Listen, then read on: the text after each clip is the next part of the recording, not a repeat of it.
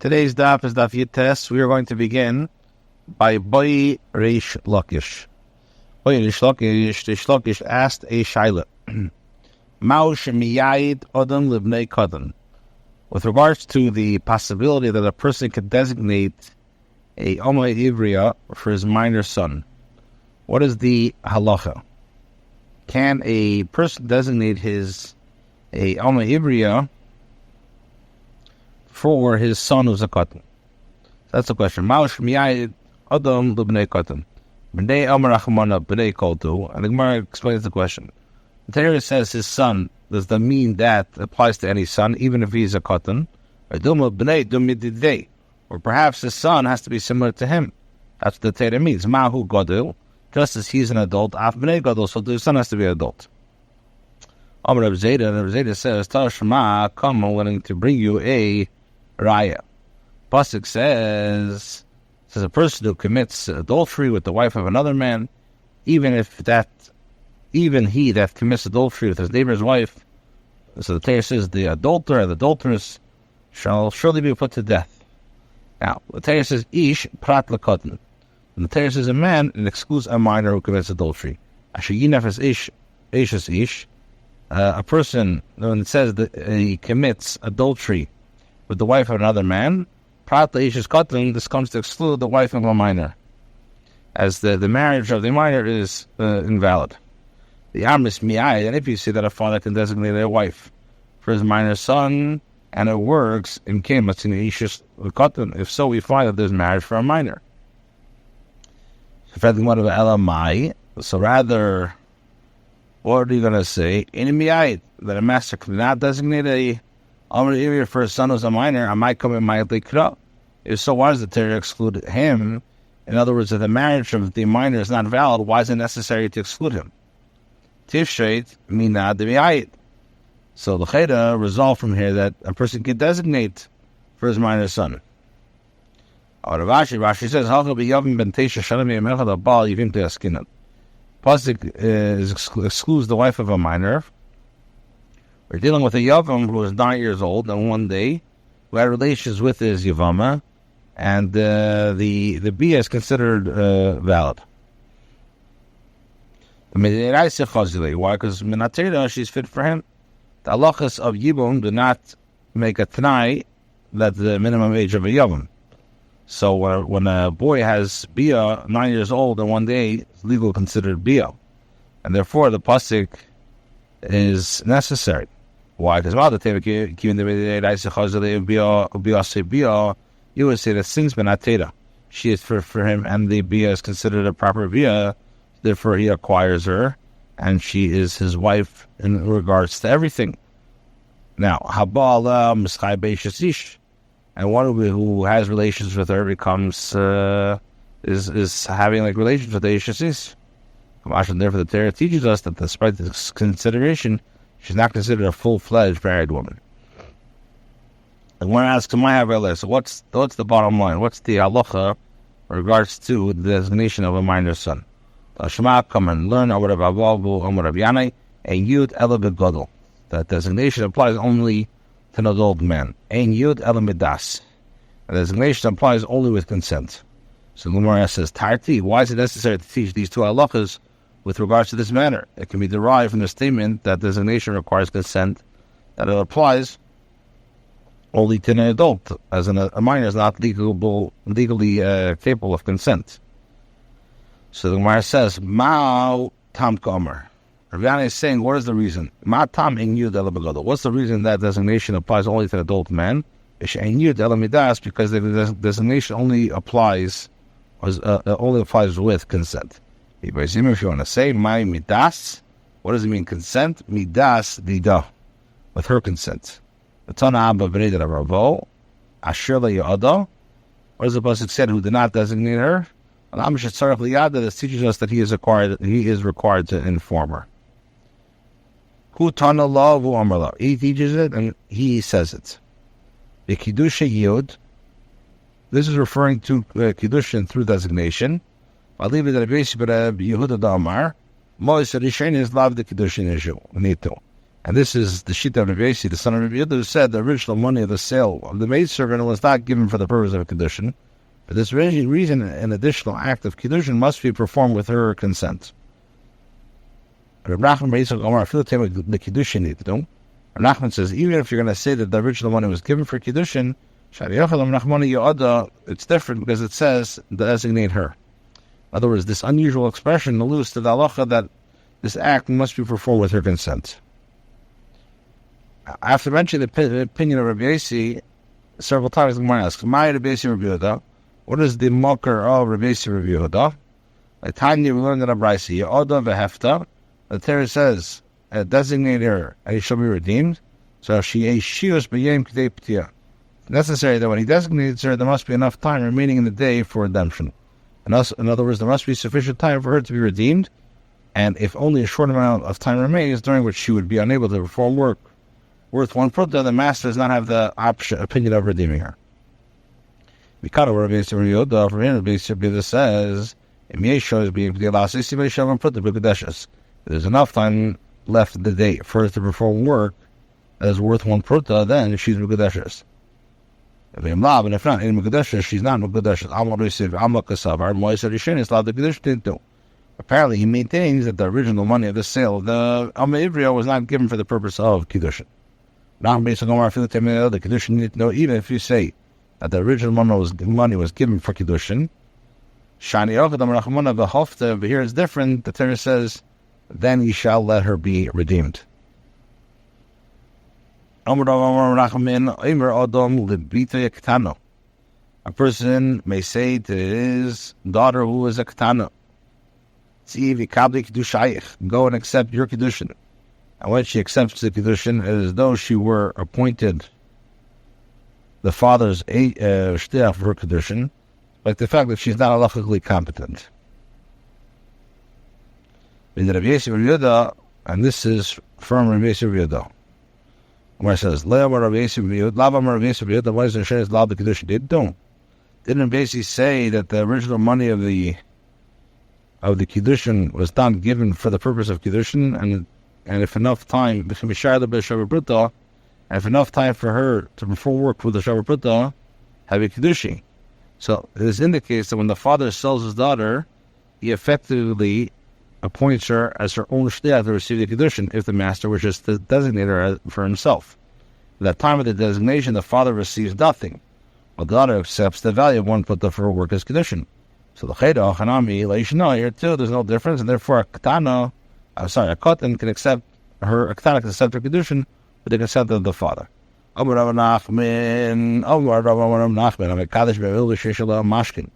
Person who is Mekadesh, a woman with a loan for which there is a collateral. He relinquishes his claim to a loan that she owes him, and he returns the collateral she gave him. Now, the halacha is Mekudeshes, but Rabbi S Greenwald from why? Didn't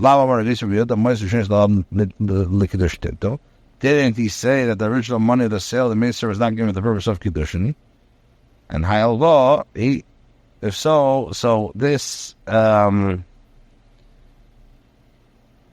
Hai halvoi gufa mashkini. So the daughter's requirement to serve is similar to a loan. There's no actual money but an obligation. She herself is the collateral. Her body is a security with that the loan will be repaid. And yet if time for her to perform work worth one pruta remains, and he designates her, have a Kiddushin, it's Kiddushin. This shows that he can mekadesh her with a loan, the value of the remaining time of her, for which she serves as collateral. Here too, there's no difference. And in general, one may mekadesh going with a loan from where there is collateral. How's the mitzvah of designation performed? The master says to her before two witnesses, you are hereby Mekudeshes to me, you are hereby Mekudeshes to me, you are Mekudeshes to me. And this designation is effective even if he said this at the end of the 6 years of work. Even if it's close to sunset, in other words, the last day of her term. And once he designates her, he treats her in the manner of marriage, and may not treat her in the manners of slavery. Even He says if there's enough time left in the day for her to perform for him work worth a Shabbat Pratim Mekadeshes, she's Mekadeshes from Lab and Mekadeshes.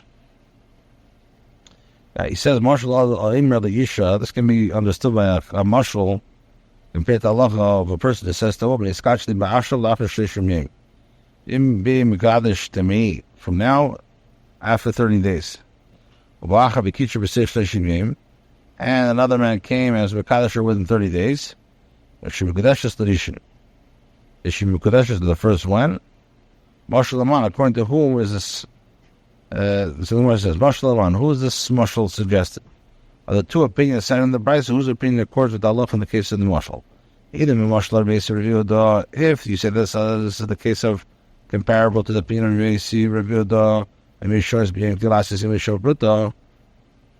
Didn't he say if there's enough time on the day for her to perform for him work with a sharp bruto, she's Mekadeshes Im Lav Light?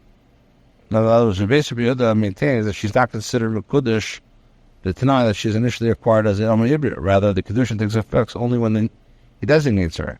This is evident for the fact that enough time must remain for her to perform work worth a Fruta, as she's been Kiddush within that time. If so, one cannot compare this Allah to the case of the Marshal, where the Kiddush of the first was given before that of the second.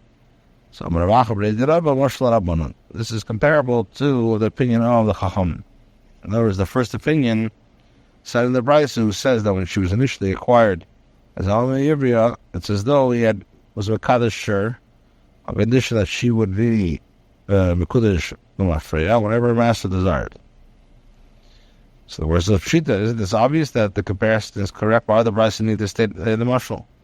So the says, you would say that the Chacham holds she's not Mekudesh to the master, even if the master did not say to the father that she's Mekudesh for Mashal, and therefore it teaches us that the case of the master was comparable to the case of the first man said to her, from now, and if the master did not state the term when acquiring her as Amiriya, this is not Mekudesh to him.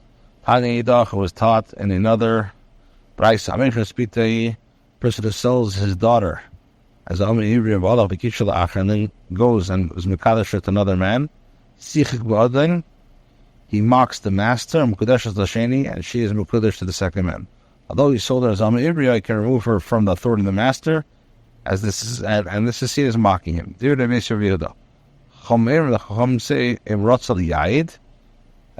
the master wants to designate her, you can designate her, and the second man's Kidushin is void.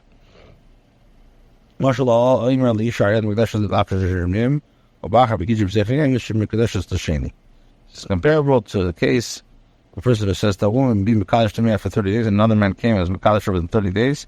She's Mekudesh to the second man. Which is Marshal man, according to whom is this Marshal suggested? Are the two opinions and the Brisa, whose opinion accords with Allah in the case of the Marshal?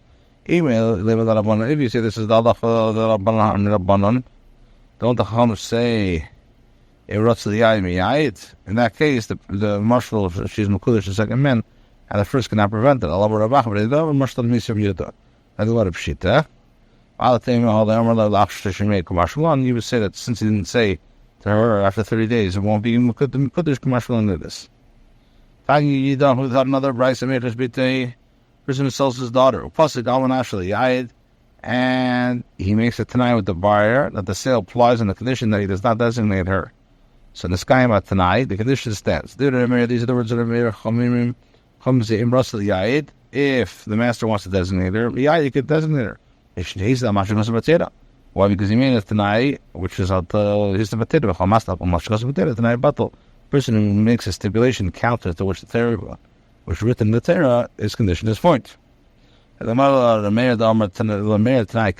to the opinion of Rameir, there's a condition stand in that case. Person says you're Mekudesh to the Miyah condition that you do not have any don't have against me any claims of food, clothing, or when it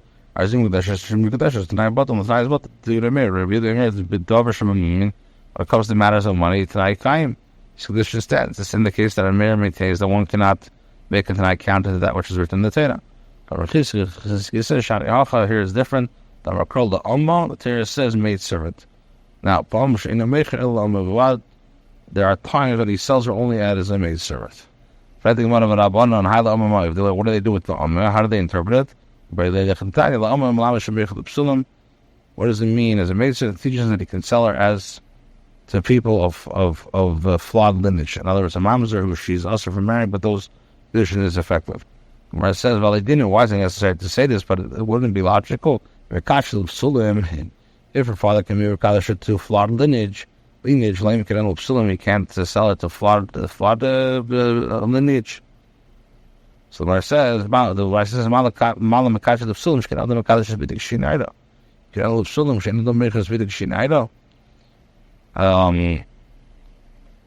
the case of Kidushin, the people of flawed lineage is that a person can be Mekadosh daughter even when she's a young woman, between ages of 12 and 12 and a half.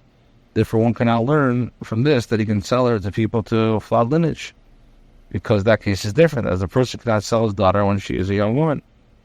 There says a maid servant, teaches us that he could sell her to disqualified people.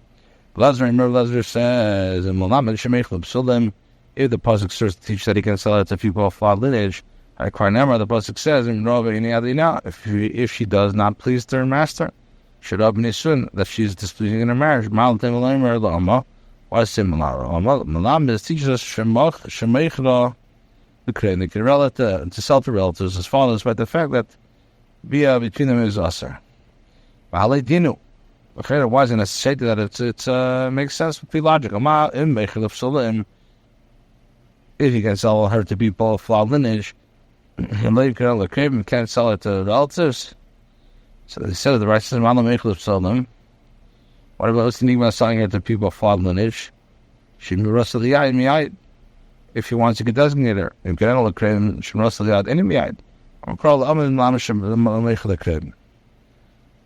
Versus when a mayor, the psulim, and for a mayor, the psulim,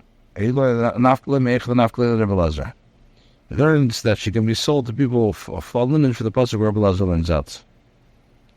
Bekravim, with regards to relatives, I'll look it up on the in Mechel the Krim, he holds it to the Chachamim, he cannot sell it to Kramer.